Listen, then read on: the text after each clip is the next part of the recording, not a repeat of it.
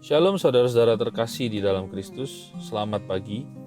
Kiranya Roh Kudus memimpin kita dalam memulai dan mendengarkan renungan hari ini. Mari sebelum mendengar kebenaran firman Tuhan, kita berdoa terlebih dahulu. Bapa sumber hikmat, kami bersyukur untuk penyertaan-Mu yang sempurna sepanjang hidup kami. Di dunia yang jatuh ini, kami diberi penolong yang senantiasa memampukan kami untuk melihat dan merasakan indahnya rancangan-Mu.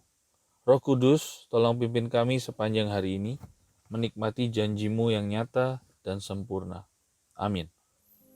Tema kita pagi hari ini adalah tentang pengujian dan pencobaan, yang diambil dari Yakobus 1 ayat 9 hingga 16. Saya akan bacakan untuk kita semua hanya dari ayatnya yang 12 hingga 16. Pengujian dan pencobaan. Berbahagialah orang yang bertahan dalam pencobaan, sebab apabila ia sudah tahan uji, ia akan menerima mahkota kehidupan yang dijanjikan Allah kepada barang siapa yang mengasihi Dia. Apabila seseorang dicobai, janganlah ia berkata, "Pencobaan ini datangnya dari Allah." Sebab Allah tidak dapat dicobai oleh yang jahat, dan Ia sendiri tidak mencobai siapapun. Tetapi tiap-tiap orang dicobai oleh keinginannya sendiri karena ia diseret dan dipikat olehnya. Dan apabila keinginan itu telah dibuahi, ia melahirkan dosa. Dan apabila dosa itu sudah matang, ia melahirkan maut. Saudara-saudara yang kukasihi, janganlah sesat. Sedemikian jauhlah pembacaan kita. Berbahagialah orang yang mendengarkan firman Allah dan melakukannya. Berbicara tentang kitab Yakobus, kebetulan ada dua ayat favorit saya di sini, yaitu Yakobus 1 ayat 4 yang berbicara tentang kesabaran, dan Yakobus 4 ayat 14 yang berbicara bahwa hidup kita ini seperti uap, yang sebentar saja ada lalu menghilang. Mengingatkan saya untuk rendah hati, karena manusia ternyata sangatlah rentan dan fana di dunia ini. Kedua ayat ini sangat membantu saya dalam periode tertentu dalam hidup saya. Bahkan sampai hari ini, ayat-ayat ini masih melekat karena mudah dimengerti. Namun di renungan kali ini saya akan mencoba menghubungkan Yakobus 1 ayat 4 dengan perikop yang kita bahas pada hari ini. Karena ini relevan. Ayat ini pernah sangat membantu saya mengingatkan untuk bersabar dalam menghadapi situasi yang berat dan tidak menyenangkan. Saya masih ingat saat itu. Daripada saya marah-marah dan mengkonfrontir orang-orang yang membuat saya jengkel, saya lebih memilih untuk memasang ayat ini di status BBM saya. Tujuannya simpel. Sebagai pengingat kalau saya terpancing untuk marah-marah. Dan itu berhasil. Ayat ini mengingatkan saya untuk tetap bersabar dan terus bersabar. Bahkan sampai beberapa tahun ketika saya berhasil mengatasi masalah ini pun, ayat ini masih melekat kuat. Mungkin itu cara Tuhan yang ajaib buat saya dan menyelesaikan ujian dan cobaan ini. Dia yang mengizinkan pencobaan ini, Dia yang akan memampukan. Begitulah logika saya waktu itu. Dan beberapa waktu berjalan, saya menjadi semakin pede dalam menghadapi cobaan hidup. Dulu saya pernah tolong Tuhan, yang kali ini pun Tuhan pasti tolong, sabar aja. Kalau ada masalah, saya pasti bilang buat diri saya sendiri, kamu pasti bisa, Van, sabar. Kamu pasti kuat, kamu akan menjadi utuh dan sempurna, tidak kekurangan suatu apapun juga. Kata-kata motivasi itulah yang membuat saya kuat waktu itu.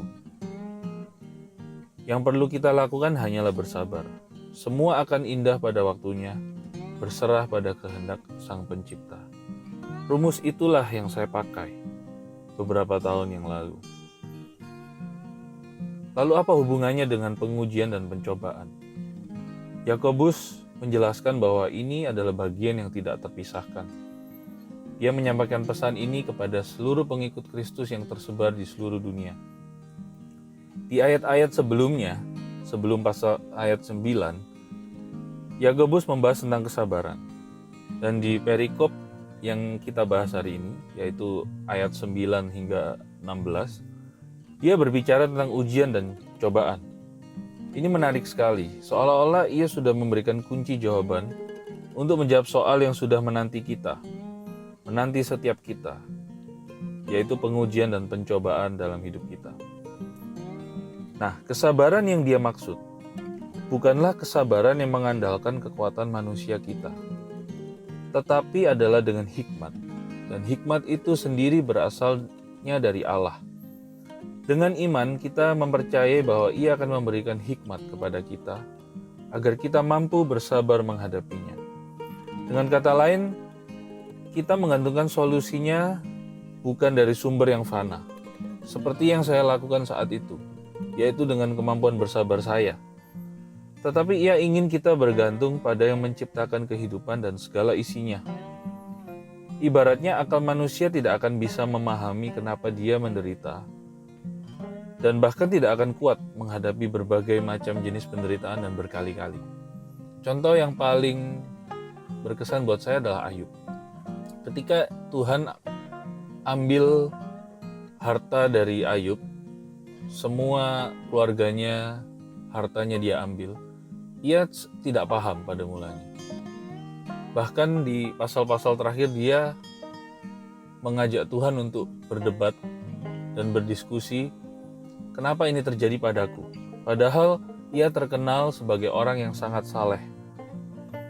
Ayub pun tidak mengerti kenapa ini terjadi padanya.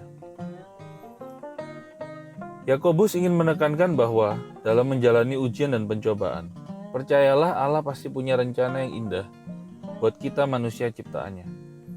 Di ayat 12 ia menyarankan kita untuk berbahagia di dalam pencobaan. Karena kita tahu bahwa hikmat Allah akan memampukan kita yang jelas-jelas lebih besar dari masalah kita. Di ayat ke-13 dan seterusnya, Yakobus menekankan bahwa cobaan dan ujian itu asalnya dari hati kita yang sudah tercemar oleh kedagingan kita.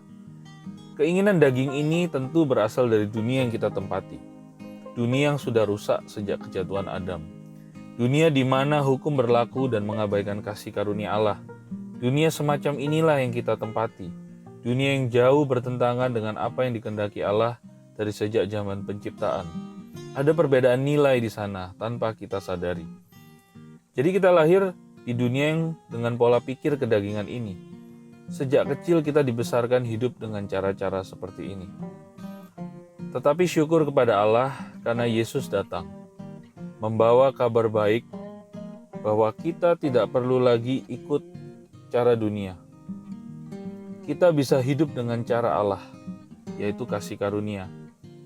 Pilihan itu ada bagi kita sekarang, dan itu membawa kemerdekaan bagi kita yang percaya kepadanya. Jadi walaupun kita hidup di dunia dengan segala hukum dan nilai-nilai dunia ini, iman kita kepada Kristus membuat kita merdeka atas pencobaan, dan apalagi dosa. Melawan dosa dan kematian saja Allah kita menang, apalagi membuat kita menang atas ujian dan pencobaan dari dunia ini. Jadi hari ini saya punya rumus yang lebih lengkap sekarang, yaitu bersabarlah dengan mengandalkan hikmat-Nya. Ia akan membuatmu menang atas dunia ini, bahkan lebih dari pemenang. Itulah janji Allah yang indah buat kita, anak-anaknya, yang mendasarkan iman hanya kepadanya. Mari kita berdoa. Yesus, kami mau bersabar dan berbahagia, menanti solusi terbaik dalam hidup kami. Engkau yang akan berperang atas setiap masalah kami, dan kami akan menang. Amin.